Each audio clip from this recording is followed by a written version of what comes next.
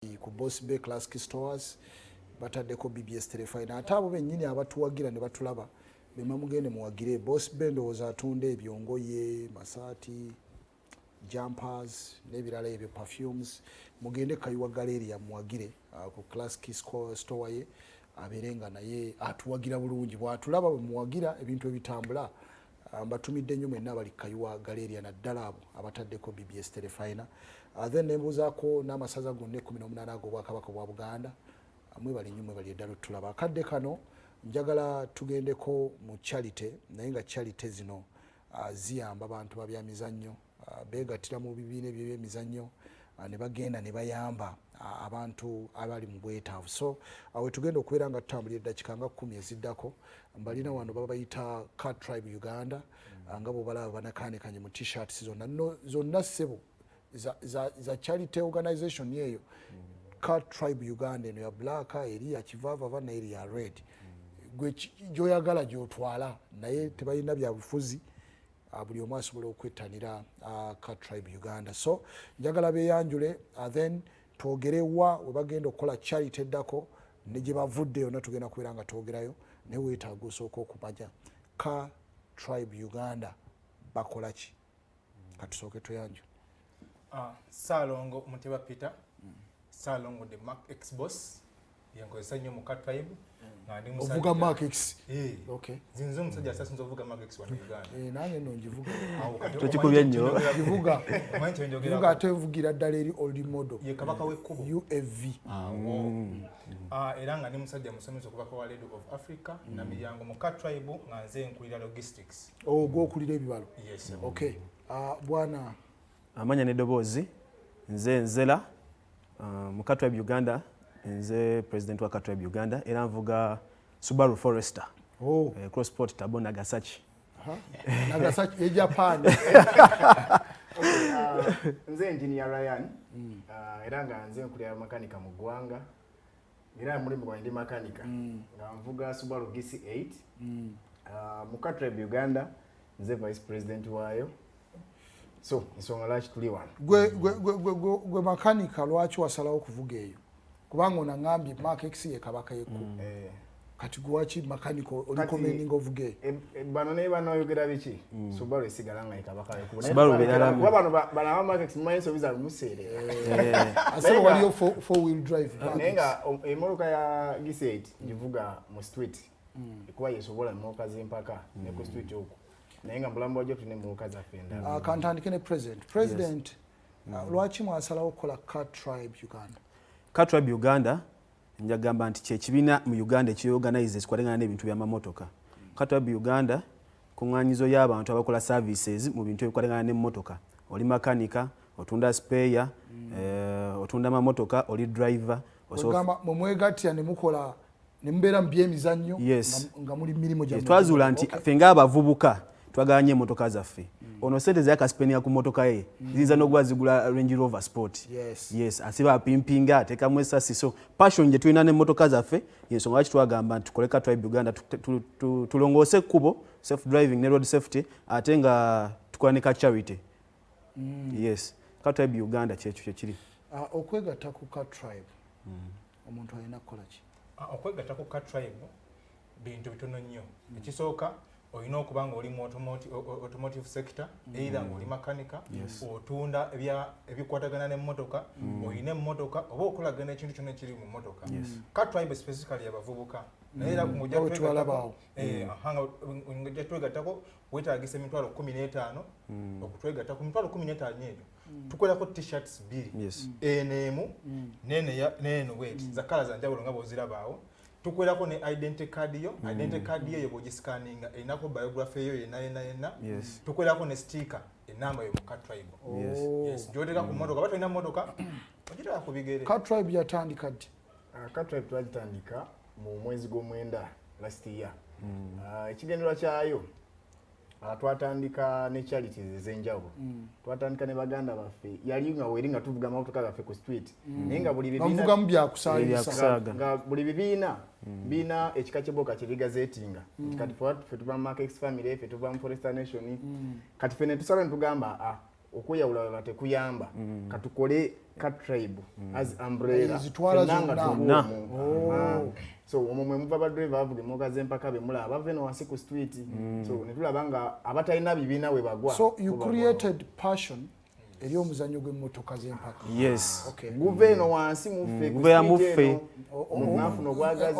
Olinga mwana abeera ku street nga ajagulinga mupiira n'amala n'ayingira ekisawa. Yes, omwami kati nelinga nga academy. Okay. Ayirikiriza eri waggulu so n'okulaga abantu nti katugenda mulala y'embalala abantu balina okuba aweya. Ffe bawagizi bali abasookera ddala nayenga n'okuvuga tuvuga. Okay. Kati kigendererwa ki ekibaleese olwaleero? Kubanga mbadde ndabaawo nga mugaba ebintu Bwana Lorenzo abitaddeko. Mwali mugabira baawa? Twali twagabira Abaganda baffe ab'ekiteezi, twali mobilizinga ffe ng'abavubuka gwe baayiikira ekiteezi era twakola charity yali ey'amaanyi.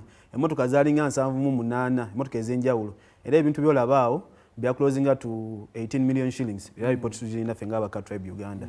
Yes. Kati tulagawa? Kati nga 1st of February tuli kutegatega charity tugenda Naguru kuyamba baana abasirikale 1st of February kuyamba baana abasirikale. Lwaki twalonza abaana abasirikale? Lwaki? Nange kye kibuuzo kye nnina muti lwaki? Ensonga twalonza abaana abasirikale kubanga abasirikale bakolera gavumenti. Abasirikale tubasuubira emisaala gyabwe okutuuka mu budde. Abasirikale balina ssente ezisobola okulabirira abaana baabwe. Ensonga twalonza abasirikale, remember tugambye tuli bavuzi b'amamotoka. Kukuba otumanyi okubeera mu jjaamu lutalo tukula tuti. So kati twalonza abantu kati mubawanguzi babaleke singuzi nkolagana ennungi wakati wange muggulawo enkolagana omukwano abasinga balowooza omusirikale alina kubeera mulabe wange ankuba ekipapula naye kikubye ekipapula bulamu bwo bafaayo eri obulamu bwaffe tubeere balamu. So you are appreciating? Yes, we are appreciating their service to us. Okay. Kugeza ku Christmas nali nyina genda geeyo nina abasirikale nga yali ku kkubo ffe tugenda kusanyuka yali ku kkubo. So we are saying thank you. Byebeerekereza yes mubisasude in terms of charity. Kati tetubisasula directly ku bo naye kati tukwata ku kye basinga okwagala kwa buli muzadde ku mwana we afiirawo. Kati tuli kukwata ku mwana w'omusirikale tumuzze ku ssomero. Omusirikale ne bwana kusanga ku poliisi kukuba ajja kubaamu ekisaga omuvubuka ono emirimu gye bakola mirungi ate yatwebaza n'obukulembeze bwabwe kuba bubataddemuko ku mpisa yadde abamu basibuuka naye empisa mweziri. Basiima okubawa ebintu naye what number do you target bemugenda okuwa oba okuyambirako abaana? Tutagerating okuwa abaana supporting abaana okuda ku masomero nga 250. Era twaze ne concept gye bayita one driver one child. Batugamba nti driver supporting omwana omu. Yes, one driver one child campaign. Tribe Uganda Naguru Police Barracks. Yes, tugenda ogenda. Nga slogan yaffe wegamba nti providing automotive solutions and empowering lives. Yes. Ate nno ekyo kize mu kaseera katuufu kubanga ffe campaign yaffe ya BBS y'omwaka oguyise yabadde ya kukendeeza bubenje ku nguudo. So tuli mu line y'emu ne BBS. Tuli mu line y'emu. So on that as a Tribe Uganda tuze tusomesa. Kyomulaba oba wegendeeza nnyo emyaka gino gye tubadde almost 2 tuyambyeko abantu okukendeeza obenje. Era mweno Christmas oba okyegereza ati tulikodize obenje buli bw'amaanyi because accidents ezimu zibadde nga zigwawo lwa butamanya lack of information because of oguze market oyagala givuga ebimale y'akalimi niyo olina abaana olina abanno boolese ewaka lwaki ovuga bubi. Enguudo zaffe enfundafunda zikozese buki zikozese bulungi fena okubanga tulina ebitwogerako ku kkubo olaba idea ka tribe ogifuna olina okuba nga olina driving license. Otumala gajigabayita permit. Driving permit. Katumala kusunsula. Kakasa nti olina ebisaanyizo amaaso galaba. Sibya atenga bituufu. Kale kati njagala abantu abali eyo wadde teegasse ku ka tribe asobola okucontributinga kinene ku charity gye mugenda okukola ng'ennaku z'omwezi lumwe Naggulu. Akola atya ocontributinga? Omuntu yenna ali eyo nga yandagadde okusupportinga cause yaffe eno ffe tuli bavubuka okusupportinga cause eri omuvubuka abavubuka okuyamba abavubuka bannaabwe n'emiti emito kyayinza okukola to reach out to us numbers zaffe personal number yange eri 0781 48 48 23 0781 48 48 23 oba mbesinga jidde mbulungi nga topapa abantu bagiwandiika 0 musanvu 0 musanvu munana emu ana mu munana ana mu munana abiri musatu eyo njikubako nga njagala okwegattako ate era nga njagala okusupportinga yes amanya njagala okusupportinga nkuba kweyo bwe njagala okwegatta ku Cat Tribe Uganda ero njikubako yes eri meka eri 0781 yes 48 48 23 era amanya yeta Mutyaba Peter agange oba bw'oba olaba nti kiyinza okukalubiriza tuli mu bifo byanjawulo ono mu kibuga oli ekireka nze seeta gyendi emukono wonna wootuuka essera n'onkubira mbikima tulina ne website by the way ne social media handles zaffe ziri Cat Tribe Uganda yes ku X yes kona ne ku website cattribeuganda.org ate era n'oba tokozesa namba yange osobola okukozesa ya president osobola okukozesa neya engineer wine naba osobola okutuwa enamba zaabwe president number namba yange eri 070 57 94 178 wewe wenajikuwa 070 57 94 178 ate ya vice eri 0755 62 0070 yange bana Uganda bonna bagina kuba obanga oli mu automotive sector bo ovuga emmotoka tamuzo bu pre-purchase inspection yajifuna yongera ku kintu kya makanika abo kati ninyo ku issue ya makanika